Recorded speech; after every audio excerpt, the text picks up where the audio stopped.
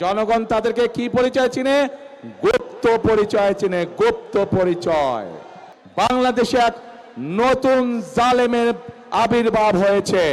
এই বাংলাদেশ ছেড়ে পালিয়ে যেতে বাধ্য হয়েছে। বিগত 15 বছর আমরা দেখেছি যে জনগণের ভোট নিয়ে কিভাবে নিশিরাতের ভোট অনুষ্ঠিত হয়েছে।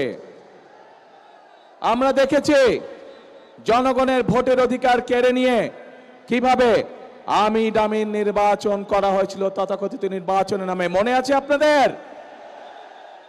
কিন্তু প্রিয় ভাই বোনেরা, গত 24 সালের ছাত্র জনতার আন্দোলনের মুখে সেই আমি দামি নির্বাচনের মালিক যারা, নিশিরাতের নির্বাচনের মালিক যারা, তারা জনগণের প্রতিরোধের মুখে এই বাংলাদেশ ছেড়ে পালিয়ে যেতে বাধ্য হয়েছে। এখন এই বাংলাদেশ হচ্ছে জনগণের বাংলাদেশ। এখন এই বাংলাদেশ চলবে জনগণের রায়ের ভিত্তিতে, এবং এই জন্যই বাংলাদেশের মানুষ আগামী 12 তারিখে তাদের পছন্দসই প্রতিনিধি নির্বাচন করবে, যারা জনগণের ইচ্ছা মতন জনগণের কাছে জবাবদিহি করার মাধ্যমে ইনশাল্লাহ আগামী দিন দেশ পরিচালনা করবে। কিন্তু প্রিয় ভাই বোনেরা,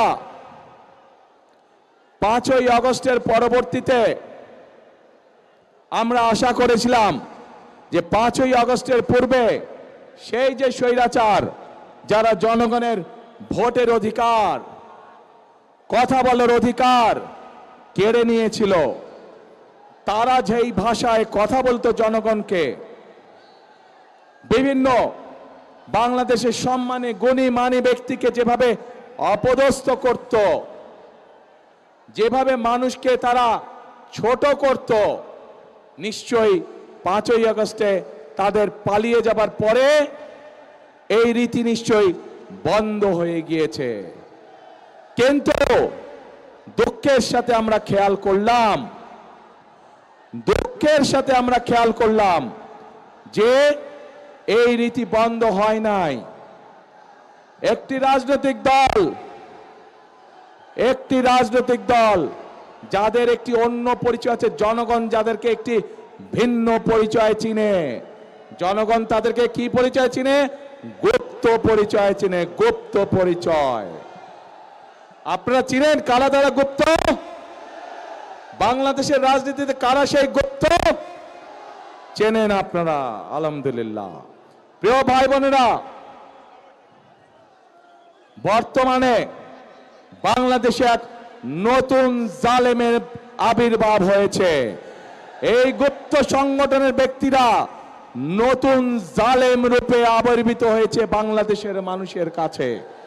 কেন?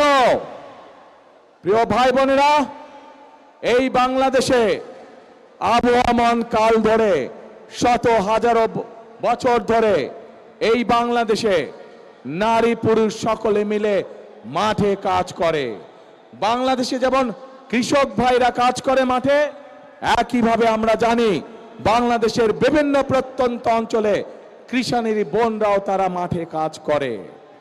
প্রিয় ভাই বোনেরা, শুধু মাঠেই নয়, বিভিন্ন কল কারখানায় আমরা দেখেছি আমাদের মায়েরা, আমাদের বোনেরা, আমাদের নারীরা তারা পুরুষের পাশাপাশি কাঁধে কাঁধ মিলিয়ে কাজ করে। তারা যে গার্মেন্ট শিল্প নিয়ে সমগ্র পৃথিবীতে আমরা গৌরববোধ করি, সেই গার্মেন্ট শিল্প টিকিয়ে রেখেছে এই দেশের নারী সমাজ, এই দেশের মা বোনেরা। প্রিয় ভাই বোনেরা, আজ আমরা অত্যন্ত কষ্টের সাথে দেখছি, অত্যন্ত ঘৃণার সাথে দেখছি এই যে নতুন জালেম, যাদেরকে মানুষ গুপ্ত হিসাবে চিনে, এই জালেমদের নেতা সে 2 দিন আগে প্রকাশ্যে বলেছে বাংলাদেশের নারীদেরকে সে একটি অত্যন্ত কলঙ্কিত শব্দ দিয়ে ব্যবহার করেছে।